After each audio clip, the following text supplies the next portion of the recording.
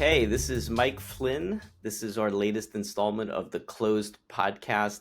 I'm solo today, so I don't get to do some witty commentary with any of my colleagues. Going to jump right into it. We have a great guest today. We have Amanda Carroll with Gensler, New York. Amanda's a design strategist and a business leader. She's currently serving as the co-managing director of Gensler's New York office, and she's a member of the firm's board of directors.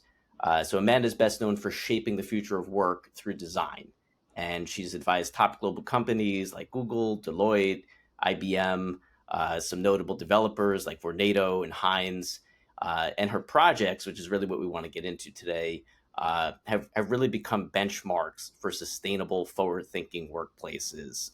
Etsy's Living Building Certified Brooklyn headquarters, Google's St. John's Terminal. Those are the first two that really come to mind. But we're going to jump into it. Amanda, thank you so much for being with us. It's great to be here, Mike. I'm happy to have a conversation today. So thank you We finally have a summer day, and I kind of wish we could do this outside, but the audio is not flattering. So exactly. Plenty of work with what we got. Yeah. Exactly. All right. So let's jump into it. I think you've written. I think most of what you've written about, I think that we've read at least, is the importance of the emotional response in evaluating a workplace and how it performs for the employees. So maybe let's talk a little about how you design for emotion. Most people don't really think about emotion as a core performance criteria for architecture and design, but it's where we start as a firm when we're thinking about experience. And when you talk about a design experience, it really is an individual who has come into a space with intention for how that space is going to perform for them and what they're going to get from that space. And if the level of precision around how you forecasted that space meeting or exceeding an individual's needs is well done, there's an emotional connection to the space.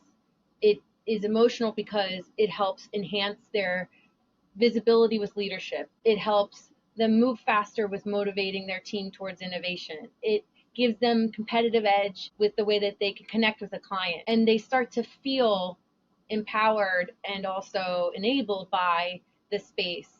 But this holds true for all realms of design. And in the corporate office commercial category, I think it's been slower to evolve as a key criteria for success. We know this as an individual who chooses specific dining experiences or travel experiences or concert experiences. Even just based on the venue before you even think about the artist, if you're willing to go because you know what that experience will be like, right. And then you're bringing that intention to that space for that experience. That if things aren't met, no matter how good the performance, you may feel like it was just okay. And so the complexity that we have in the work sector that's different from those things is that you have generally speaking, a somewhat repetitive audience that's bringing new needs to the space every day. So the space has to have a lot of ways that it is accommodating just one individual's needs, let alone the combination of individuals that make up a team. And when the team can each feel that their needs are met, there's a collective energy that forms that starts to drive things like innovation or transformation or the things that you see as really sort of breakthrough cultures. And that's what we're after. And it is a different type of formula from how you would design for a passenger going to an airport, right. But it has the same number of unique individuals and the diversity of needs that you have to think about as a part of the core programming. Yeah, that's got to be really tough to be able to make a space feel good. Do most of your clients come to you with an idea for their culture specifically, or do a lot of them rely on you to get to know their culture and design it for them?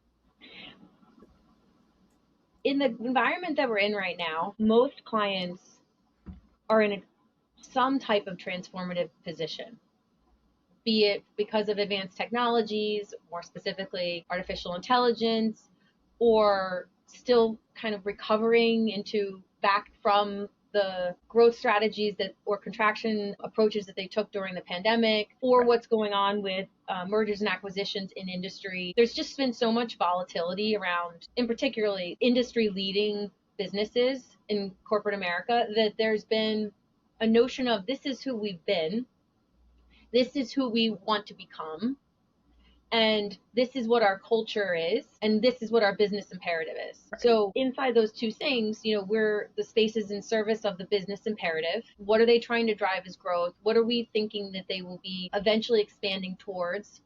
What do they need to have as a toolkit in terms of competitive nature of who is in their local market, or what they're seeing as edge strategies for engagement and winning? And then the cultural part is oftentimes really well defined across the organization itself, but how that organization manifests that culture in space is where we come in a bigger way.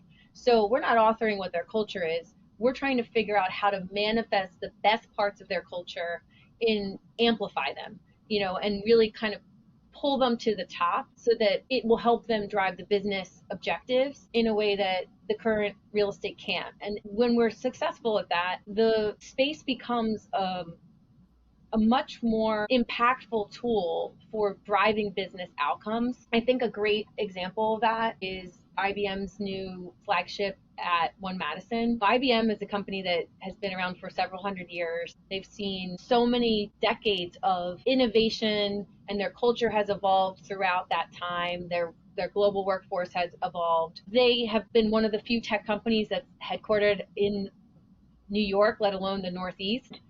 They made a really strategic choice to commit to several 100,000 square feet in New York City at a time when most people weren't most people were doing the exact opposite. They were exiting space, they were contracting, they were subleasing. They have a space in Armonk that's really a drivable distance from New York City proper. And they made a calculated decision to say that's not going to be the way that we engage the clients that we are driving, that we're going for, the people that we're trying to recruit, the community, the brand that we want to build, and leased it to this groundswell of activity engagement that then followed after, I think now, 1 year of occupancy. And it was so magnetic that they ended up having to lease almost another 30% more space. Wow. Because the space is hitting not just with employees, but with clients and with visitors. It's become a global destination for transformation, right? Not just leadership access, but a Right. different type of experience. It's showing the face of what IBM is for the future and how they're pushing forward quantum computing and all the things that are really at the forefront. And for a business that is a top leader in its industry, but not the leader that's focused on the commercial segment of how do I get your food to you faster, or how do I have some other convenience that I'm enabling. A business that's really about the fundamentals of the technology that is the foundation of how we live our lives. That was a really important catalyst moment where they said, this is who we are becoming, Gensler. This is the real estate we're willing to commit to. Help us shape what that future could look like. And then we went through and we did all the different journey mapping of the different types of individuals that would be in this space, their needs, what kind of diversity of profiles they might have based on the generations we're solving for, or the body types that they are accommodating, or the individuals who require more extensive accessibility considerations, all the different things, so that the environment could really feel welcoming and that it met everyone's needs, going back to that intention standpoint. And then in many cases that it offered an experience that they never had before in their portfolio, both from an employee standpoint and a colleague, but also from a client standpoint. And I think people vote with their feet, right? We know that. Actually, that's a pretty interesting component of space, right? People vote with their feet. So people have been voting with their feet, and there's more demand than there is currently supply. So we're like really proud that that is just playing out as the right formula of success for IBM, and as are they. But that formula would be a completely different formula for Google or any other one of our clients, because of the core principles that I mentioned in the beginning, which is that nothing's static and every business has objectives, and it's so fast changing that even within a single project, you could see a lifespan of what the experience is intended to be evolve for the Right. same client. Yeah, that's amazing. That's great stuff. I'm sure you have no 2 days that are the same. in your line of Correct. work. I will say that one of the best attributes of this part of the life cycle of, the real estate world is that you can see tangible outcomes and you can see how you're helping advance people's goals and, like, and more simply just like bring happiness Right. or, help people succeed, make a space feel safer, more inviting, more supportive, healthier. And that's like why one of the core components around sustainability has extended beyond just sustainability to inclusivity, diversity, neurodiversity, the way that we're thinking about the shift in the populations as the workforce becomes, it leans more towards an aging population, right? Right. And how that will look in terms of the ways that we need to support a different profile and composition of a workforce. And so it's all really fascinating because it's very human. So it's like we're dealing less and less with the specificity of the built environment and the workplace, and we're focusing more and more on what the workforce needs and Mhm. achieving their expectations as opposed to achieving a specific aesthetic or look for the company, and much more so designing architecture in the interior and in the built environment more largely to be transformative so that it has relevance all the way through the lifespan of a lease. And that's a very different approach from, maybe even where we were 10 years ago, 5 years Yep. ago. And even in some of the more conservative of industries, like where you would think, it's more traditional, historical approach to how you would fit out and design and plan for a space. So Right. it's been very exciting. And particularly in the New York market, we're just so grateful for how much opportunity we've been able to capture that's really premier, beyond Class A, flight to quality type opportunities. And so it's a proud moment in the industry to be reshaping New York with a different profile, scale. And I think the example of Google's St. John's Terminal project is one of those projects that really has helped to anchor a different type of commercial office district in New York City that is very intentionally mixed use and integrated with residential and lifestyle components, and of course with the Hudson River Park, which as New Yorkers we all really lean on. So I think there will be more integration like that to come based on what we're seeing and how we're thinking about shaping the city of New York in a way that drives for a sustainable long-term outcome that is considerate to all the factors that go into creating really livable cities. Right. Yeah, and actually, Google St. John's Terminal. That's definitely one of the projects that I wanted to talk about. And you already kind of got into the sustainable, uh, design. That's become kind of a landmark example of adaptive reuse and sustainable commercial design. What made that particular project really stand out? I don't think we have enough time for me to go through all the things that are, yeah. Uh, but I will say that I start with that out of admiration for Google as an organization. They really had conviction around what type of bar they wanted to set for their portfolio Hmm. and how it would signal to their people that they cared, that they were living their values, that they wanted to be a part of the city of New York. Sustainability, as I said earlier, goes far beyond just the metrics around carbon, goes to how you're sustainably designing a future for a diverse workforce and also for a diverse community. And that takes more effort, to really think about how you're going to engage the community in a way that will feel authentic to them and will illustrate value. The real starting point for the project that I think is distinct that is that the site itself was, and for those of you who are New Yorkers on the, listening, you'll know it was really characterized by this dark overpass that happened as you were waiting to get onto the West Side Highway. So for decades, it was not really a safe place to walk day or night, and there was Kind very of a few. Batman movie, right? Like it was. Yeah, I'm sorry, exactly. what kind of picture Yeah, with that? and if you were somebody on your bike, trying to get to the west side to go up and, take one of those fabulous paths that many people train on, it wasn't really safe. And Yeah. so as they approached the site, they really intentionally took extra effort in terms of thinking about how to set back the site so that it gave more breadth to the approach to the building, thinking about how to make more pedestrian friendly access across the West Side Highway that included accommodations that modeled families, because there actually is one of the best, largest resources around youth sports that's right opposite the St. John's Terminal. And that is really a hub for parents every weekend. And as we were saying before, a individual with young kids, we know how squirrely they can be, and Oh crossing a yeah. major highway is not the easiest. So, those types of things were foundational, which is, let's try and extend the experience and the safety of what is the park onto our premise, our property. And that included a cut through at the south side of the site plan that allowed for the community to have a shorter walk over to the west side. That was basically it's a porte cochere, so it's like a private road, right?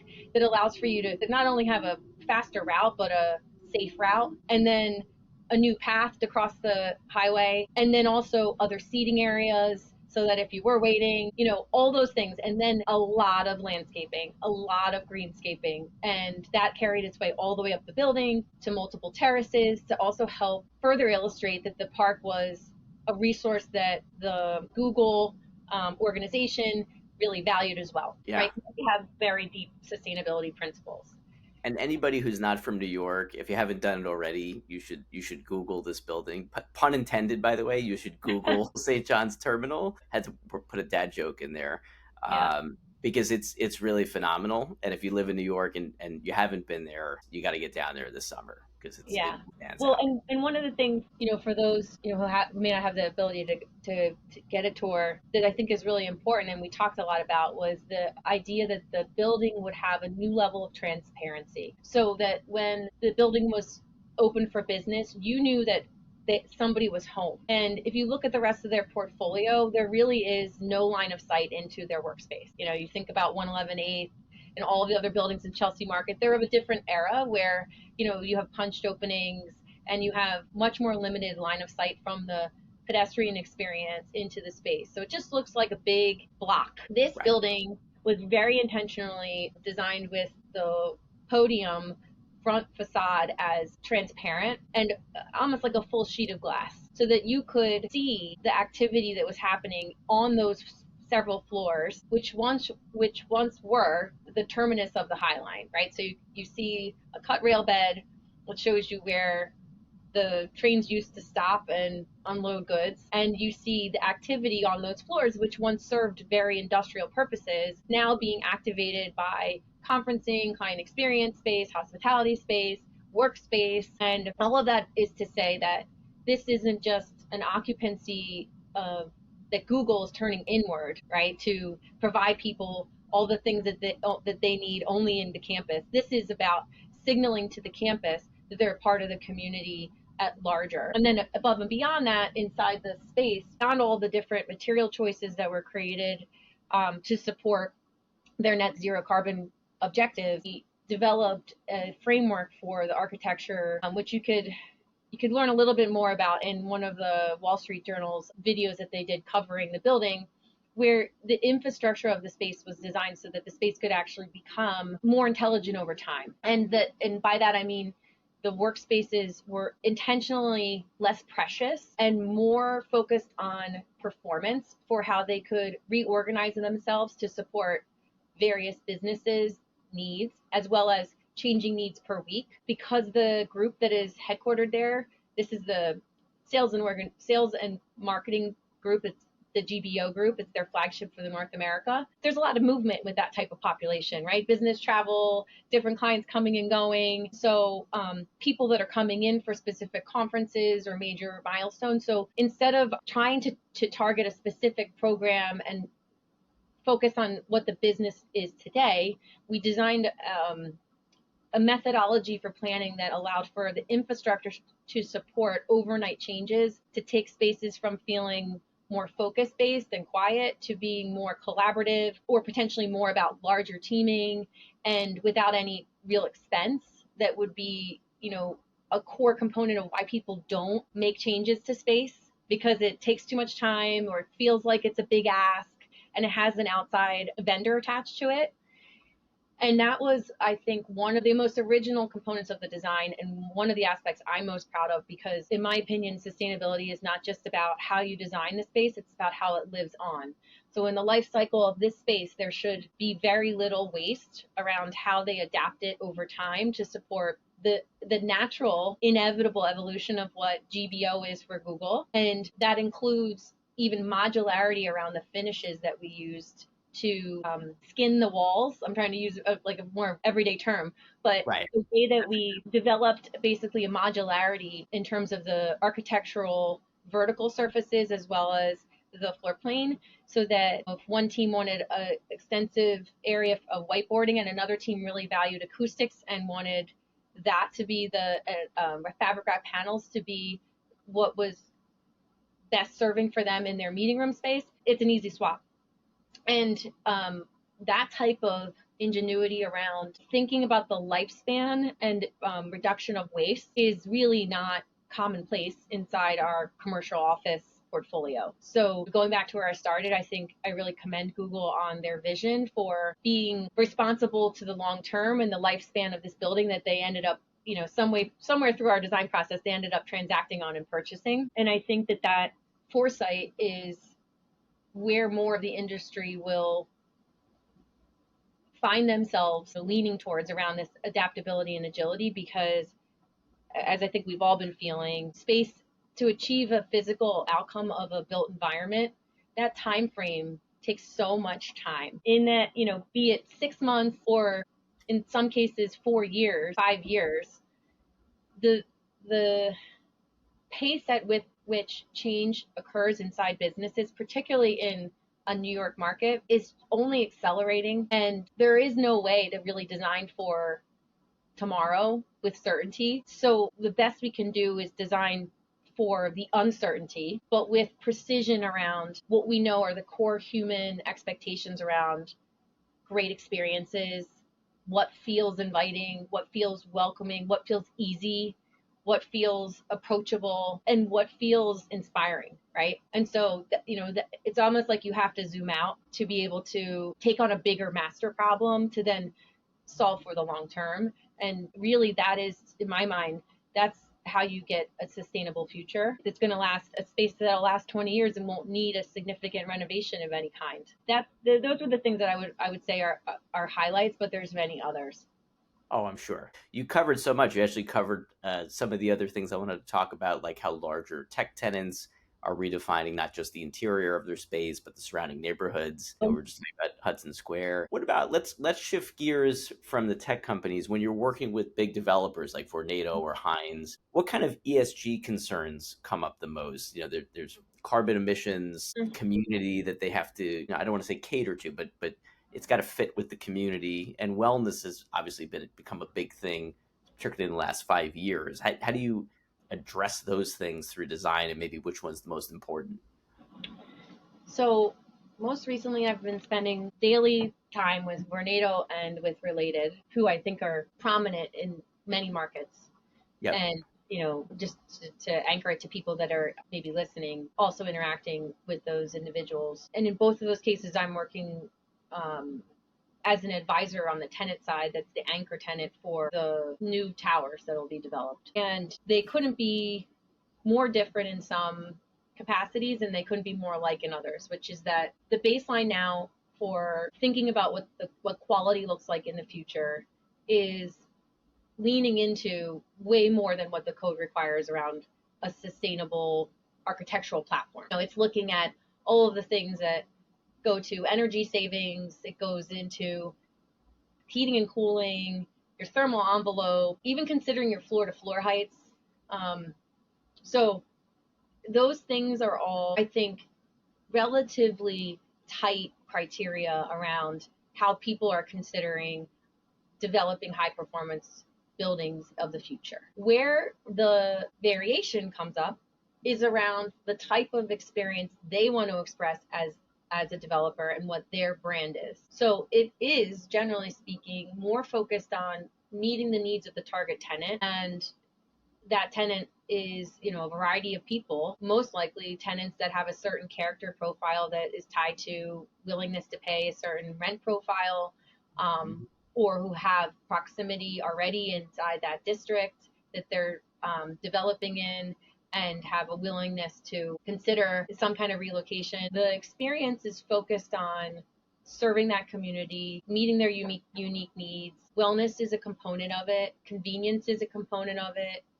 It really depends most on what we forecast will not be in the private space of the tenant, or what resource there may not be enough of and there could be more demand for beyond what the private space of the tenant is going to initially entail. So most people aren't going to have a private gym in their office space.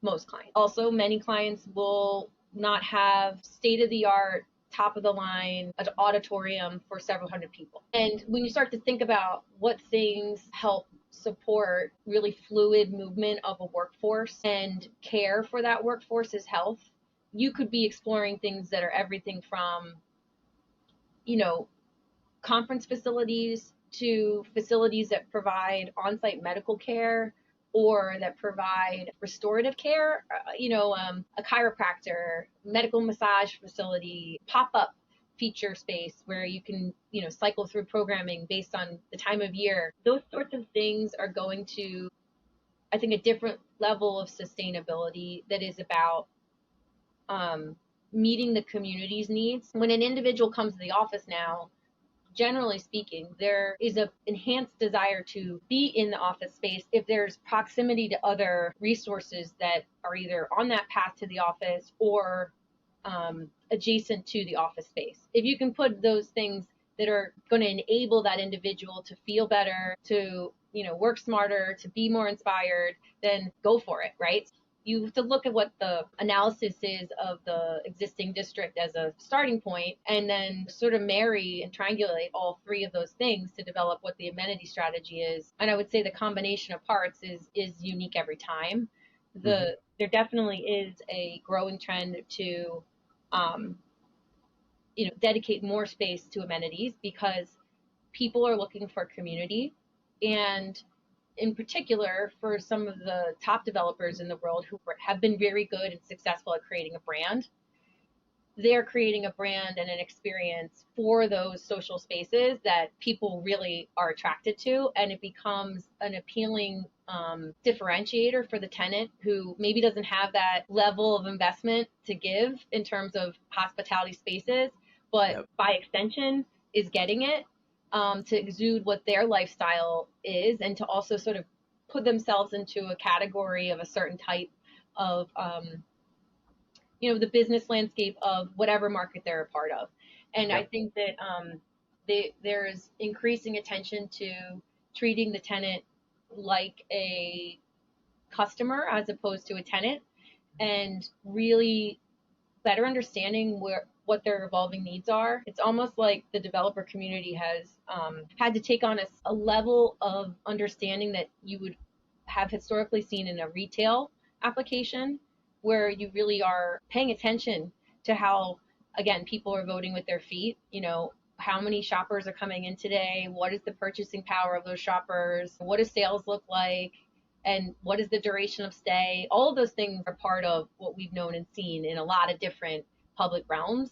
And that type of building information is now core performance criteria to also monitor energy usage and expenditure and the way that the building can run most optimally. And that's really, for these larger buildings, that's one of the most important criteria, is to try and think about the large anchor as well as the small, maybe subtenant and all the possible futures there. So I would say that overall, my feeling is that they're all moving in a direction that's really fantastic in terms of the thoughtfulness of programming and the commitment to ongoing servicing and like world-class elevated offerings that create more community inside these vertical cities than they ever have before, which that sense of belonging is really important to driving,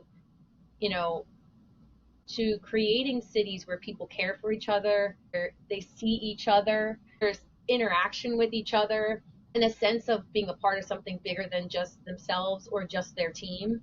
So I'm encouraged by all of it. Yeah, that's to me that's always been, and this is developing obviously, but one of the I think, unexpected legacies of COVID, where everybody kind of thought in that first year of COVID that office is dead. That was the major headline you saw everywhere when Yeah. it came to real estate. Everyone's going to work from home, and why not? I would not have thought that 5 years later that there would be such a heavy emphasis, not just on getting back to the office, but let's get to an office where we can be around each other more and Yep. be in great space and enjoy this time, and almost like make it a work from home, away from home. We're just talking to people through a screen. So it's really fascinating. I think you're in the front seat and you're the driver in a lot of cases of how this is getting defined for people. So really, really, really cool stuff. I think anyone listening who's in this industry cares about whatever city they're focused on, or cities. You Yep. like you really care. You look at the skyline of the city and you say like, "Oh, I was a part of that. That was so good for that community. That was so good for that what X, Y, or Z thing, right?" And we all take little. It's almost like we have tools and we're all contributing certain components to how these our cities are built and rebuilt, and transformed. And I think that this next generation of quality in commercial office really has an opportunity to take more care for the public realm in a way that we saw many centuries ago and kind of went away from, and now have come back to, which is creating a different level of vibrancy and extended stay, right? For people not just leaving as soon as they've completed their work or it's 5 o'clock, right? Staying out and being in the community, populating the streets, driving commerce, having others come to them because the experiences are so compelling. All of those things create a level of joy for people that in the pandemic, I think people really felt deprived of.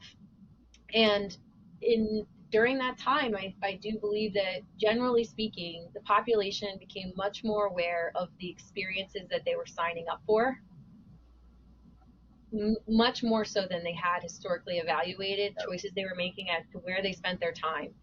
They really came away from it saying, if I'm going to do that, I'm going to go to that space and I'm going to get X, Y, or Z thing. And I know it's going to have X, Y, or Z provision in terms of, at the time, what they are caring about, mask policies or whatever, size of population. That has evolved so far beyond that. And what it did was it created a kind of an awakening, I think, of people about, is it worth the commute?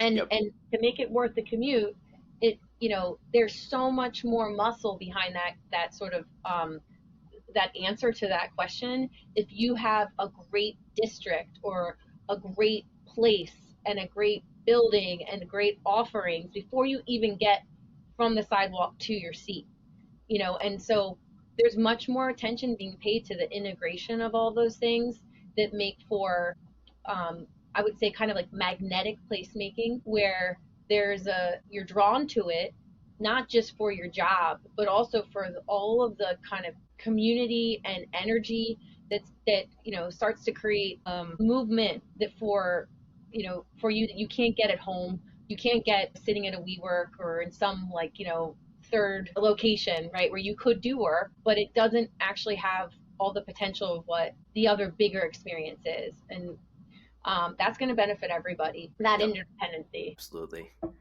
Well, Amanda, we don't want to take up too much of your time. My last question, I think we kind of answered it with the whole podcast. It was going to be what keeps you excited about New York City design right now. And I think we had like some amazing conversations about this. Yeah. So thank you so much for joining us. I think this is going to be one of the best episodes. People are going to be really into it. Amanda, if somebody listening they're going to look up your projects, obviously, but if they wanted to look you up, or I don't know if you're on social media, is there any way that people can get in touch with you or view the Yeah. projects you've worked on? If you look me up on Gensler.com, you can go right through to all the portal projects that have been published. There's so many great examples of the creative outcomes that the teams that I work with have been able to achieve. One of my personal favorites is also the Campari headquarters. I don't know if anybody likes a Negroni, but yeah, If you're not watching, I'm raising my hand. yeah, You're just it's that time of year, or an Aperol Spritz. Yep. You could see the total other end of the spectrum, which is, you know, the variety of what I think makes our career really interesting, in terms of small scale, large scale, development scale. And I'm open to, connecting with anyone either on LinkedIn or through what you'll find online. Just continue the conversation. We're so fortunate to have such a dynamic industry and career. It's really, yeah, as I said before, I feel really grateful. So thanks for the time and just meeting you, Mike. It's been fantastic. Yep, same here, Amanda. Thanks very much. For more on all things real estate and the law, subscribe to this and our other podcasts. Follow Bergstein, Flynn, Knowlton, and Polino on social media. Subscribe to our newsletter and go to bfklawoffice.com. That's bfklawoffice.com to learn more.